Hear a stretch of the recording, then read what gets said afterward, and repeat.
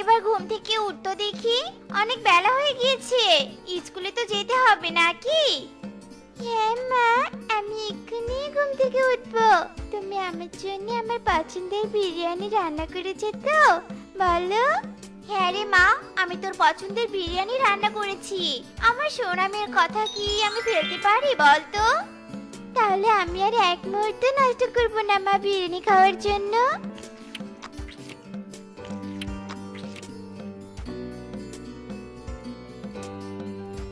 টুকি মা, মনোযোগ দিয়ে পড়াশোনা করবি বুঝেছিস? আর স্কুল থেকে কোথাও যাবি না, সাবধানে থাকবি কিন্তু। আচ্ছা ঠিক আছে মা, আমি সাবধানে থাকবো। তুমি কোনো চিন্তা করো না মা। এরপর টুনি টুকিকে স্কুলে দিয়ে বাড়িতে ফিরে যায় আর টুকি স্কুল শেষে বাড়িতে চলে যায়। এভাবেই সেই দিনটি কেটে যায়। কালু, এই কালু, ঘরে যে কোনো খাবার নেই তুমি জানো না? এখনো যে পড়ে পড়ে ঘুমাচ্ছ এভাবে। যাও, আমার আর আমার মেয়ের জন্য তাড়াতাড়ি খাবার নিয়ে আসো, না হলে তোমার কপালে আজ দুঃখ আছে, এই বলে দিলাম। বউ, তুমি এভাবে রাগ করছো কেন? তুমি তো আমার সোনা বউ। তোমার জন্য খাবার আনবো না তো কার জন্য খাবার আনবো শুনি? আমি এই যাব আর খাবার নিয়ে ফিরে আসবো। হ্যাঁ, কথা না বাড়িয়ে এখন যাও তবে। এরপর কালু খাবার আনতে বনে বনে ঘুরে বেড়াতে থাকে, কিন্তু কোথাও কোনো খাবার খুঁজে পায় না আর সে ভীষণ চিন্তায় পড়ে যায়। আমি তো কোথাও খাবার খুঁজে পেলাম না, এখন কি হবে? বাড়িতে খালি হাতে গেলেই তো কাকুলি আমায় ঝাঁটা পেটা করবে। না না, আমাকে কিছু একটা করতেই হবে, খালি হাতে বাসায় ফিরে যাওয়া যাবে না।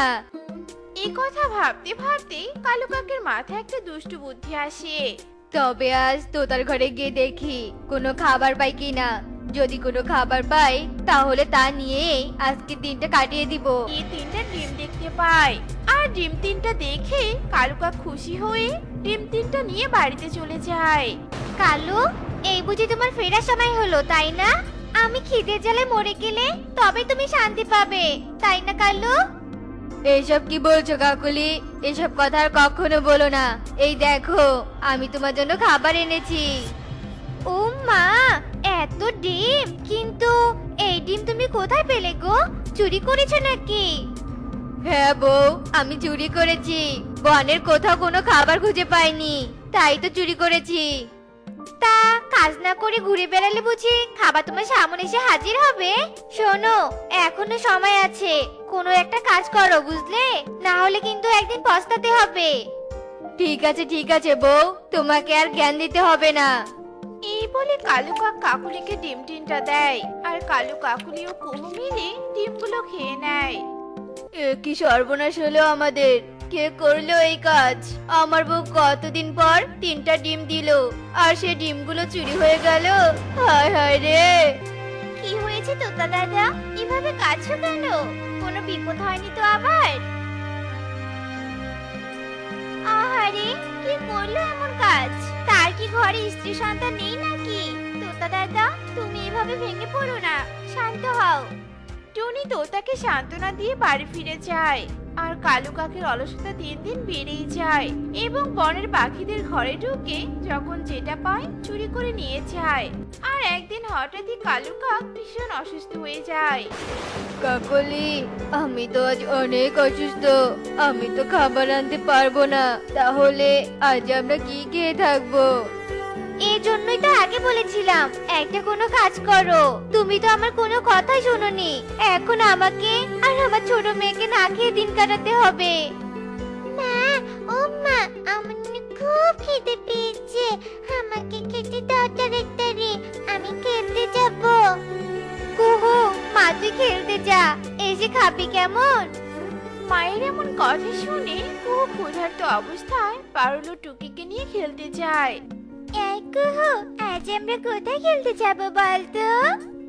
আজ আমরা বনে খেলতে যাব টুকি, তুই যাবি? গেলে আয়, আমাদের সঙ্গে চল। বনে যাবি? ওখানে তো অনেক জীবজন্তু থাকে, আমাদের যদি খেয়ে নেয় তখন কি হবে রে? মা তো বাড়িতে আমাদের জন্য চিন্তা করবে। কিচ্ছু হবে না টুকি, তুই ভয় পাস না, চল আমরা যাই। আর কুহু ক্ষুধার্ত অবস্থায় থাকার কারণে কিছুক্ষণ উঠতেই ক্লান্ত হয়ে পড়ে এবং বনের মাঝখানে সবাই দাঁড়িয়ে পড়ে। আরে কুহু, কি হয়েছে তোর? দাঁড়িয়ে পড়লি কেন? আমার অনেক খিদে পেয়েছে রে, যার কারণে আমি আর উঠতেই পারছি না। আমাকে কিছু খেতে হবে আগে। কিন্তু এখানে খাবার কোথায় পাবি? আমরা তো বনের মাঝখানে এসে পড়েছি। এখানে তো কোনো বাড়িও নেই যে তোকে খেতে দিবে।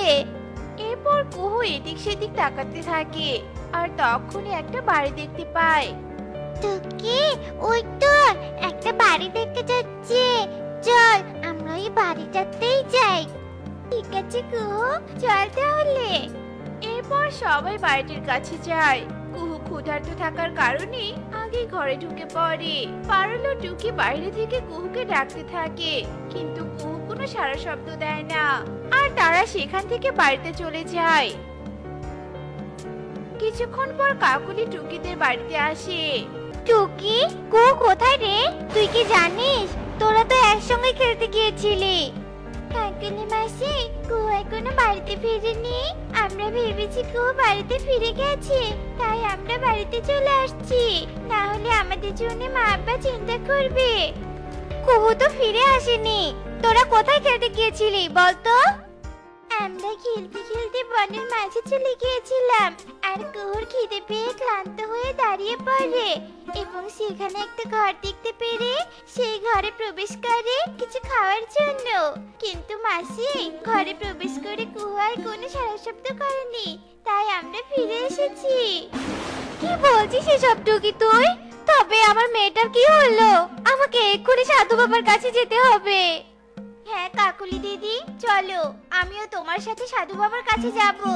সাধু বাবা, সাধু বাবা, তুমি আমাদের দয়া করে সাহায্য করো। আমরা অনেক বড় বিপদে পড়েছি।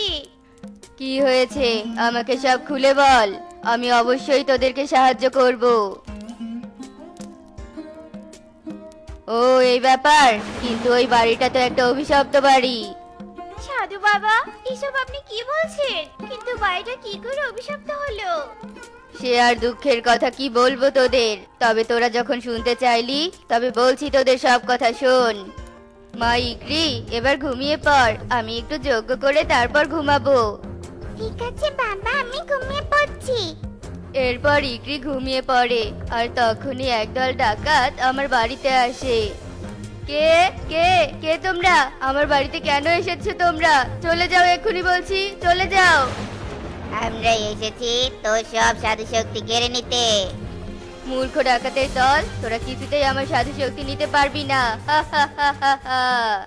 ঠিক তখনই আমার মাথায় পিছন থেকে লাঠি দিয়ে একটা মারার শব্দ হয় আর ইকরি ঘুম থেকে উঠে কান্না শুরু করে দেয় আর আমি তখনই মাটিতে পড়ে যাই।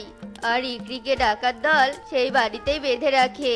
আমার জ্ঞান ফিরে এসে আমি দেখি আমার মেয়েটা মরে মাটিতে পড়ে আছে। মা ইকরি, কি হয়েছে তোর? তুই কথা বলছিস না কেন মা? আমার মেয়েকে এই বাড়িতে মরতে হয়েছে। আজ থেকে আমি এই বাড়িতে অভিশাপ দিলাম, এই বাড়িতে যে আসবে সেই অভিশপ্ত হবে। আহারে সাধু বাবা, তোমার তো অনেক কষ্ট, কিন্তু কাকুলি দিদির মেয়ে তো কোনো পাপ করেনি, তবে তাকে কেন শাস্তি পেতে হবে? তুমি তোমার অভিশাপ তুলে নাও সাধু বাবা। আমি এখন আর কিছুই করতে পারবো না। এই বনের শেষ প্রান্তে একটা নীল ঝর্ণা আছে, সেই ঝর্ণার পানি এনে যদি ওই বাড়িতে ছেটাতে পারিস তবে অভিশাপ কেটে যাবে। ঠিক আছে সাধু বাবা, আমাদের উপায় বলে দেওয়ার জন্য ধন্যবাদ। এরপর টুনি ও কাকলি নীল ঝর্ণার পানি এনে ওই অভিশপ্ত বাড়িতে ছিটিয়ে দেয় আর অভিশাপ কেটে যায় আর কুহুও বেরিয়ে আসে। টুনি, তোকে অনেক ধন্যবাদ আমাকে এত সাহায্য করার জন্য। তোর জন্য আমি আমার মেয়েকে ফিরে পেলাম রে। ঠিক আছে কাকুলি দিদি, এবার তোমরা ঘরে ফিরে যাও। এরপর টুনি ও কাকলি যে যার বাড়িতে ফিরে যায়। কাকলি, আমাকে তুমি ক্ষমা করে দাও, আমি আর কখনো আলসেমি করব না। আমার অলসতার কারণে আমার মেয়ে খিদে জ্বালায় ওই অভিশপ্ত ঘরে ঢুকেছিল। আমি আর অলসতা করব না, যখন যেটা কাজ পাবো সেটাই করব। আমাকে তুমি ক্ষমা করে দাও কাকলি, ক্ষমা করে দাও। এরপর কাকলি কালু কাককে ক্ষমা করে দেয় আর সবাই সুখে দিন কাটাতে থাকে।